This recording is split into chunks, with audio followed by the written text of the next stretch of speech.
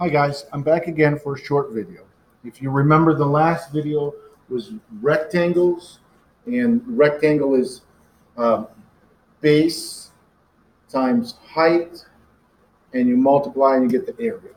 If we have a complicated shape that's all rectangles, we can break it into rectangle pieces and find the base and the height of each piece, and then that would give us, add them all together, and that would give us the area of the whole thing. So that's rectangles, and rectangles are a base for everything, even our triangles. I'm going to start over here on number 5 because this triangle is easy to make into a rectangle. If I just draw straight across and straight up, I have a nice rectangle. And this is 1, 2, 3, 4, 5, 6. 1, 2, 3, 4, 5, 6, 7, 8, 9, 10. So this rectangle is 6 times 10, which is 60. But this triangle is half of this rectangle because it goes from corner to corner, cuts it in half. So the triangle would be 60 divided by 2, which is 30. So this is 30 units squared. And the thing about triangles is all triangles are half of a rectangle. You just have to find the correct rectangle. So we have a formula for the area of a triangle, and that formula is base times height divided by 2. So if we find the base and the height of any triangle, we can find the area. We're going to go to number 3 real quick because it's easier than number 4. If I start at the top and draw straight down, that's my height because this is a perpendicular. So this is 1, 2, 3, 4, 5, 6, height of 6, and the base is 1, 2, 3, 4 from corner to corner. So the base is 4. So looking at this formula, I have 6 times 4 divided by 2, that's 24, divided by 2, that's 12. So the area of this is 12 units squared. So I drew the height in the middle, but if you like the rectangles, you can draw them around the outside.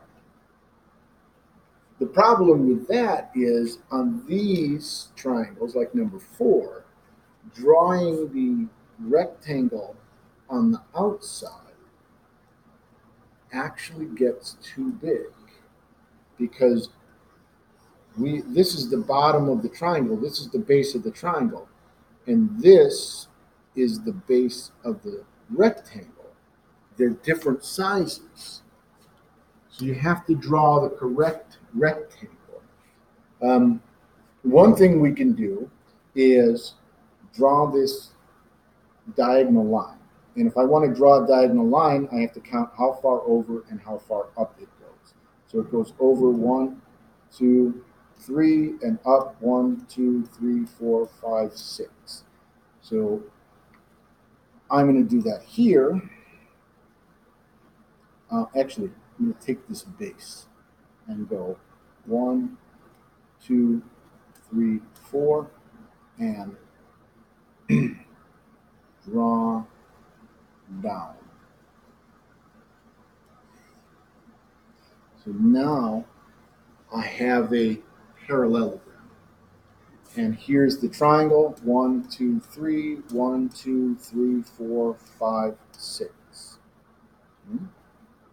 So if I want to take this parallelogram and make it into a square or rectangle around this, what I can do is push this side over. So if I push this side over 3 spots, it would be here, and this side 1, 2, 3 spots, it would be here. So my parallelogram would be this rectangle. I know it's confusing. You've got a triangle and a parallelogram and now a rectangle, and all of it comes out to I have a height of 6 and a base of 4. So I can draw all this stuff, or I can just say, here's the bottom of my triangle. It's a base of 4, and here's the height of my triangle, or this, and that's a height of 6. And I'm just going to use my formula for the area of a triangle, which is base times height divided by 2. So that will be 6 times 4 divided by 2. That's 24 divided by 2. That's 12.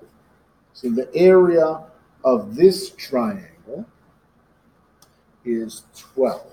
So I'm going to erase all this other junk so we don't get confused on it.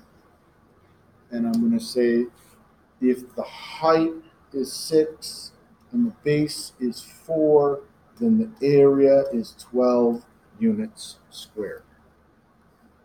Don't get confused with triangles. You just want a base and a height. A base and a height. A base and a height. Okay? 6 times 10 divided by 2 is 60 over 2 is 30. 30 units squared. 6 times 4 divided by 2 is 24 divided by 2 is 12. 12 units squared. Find the base and the height of your triangle, multiply, divide by 2, and you're done. Nothing else needs to be worked on.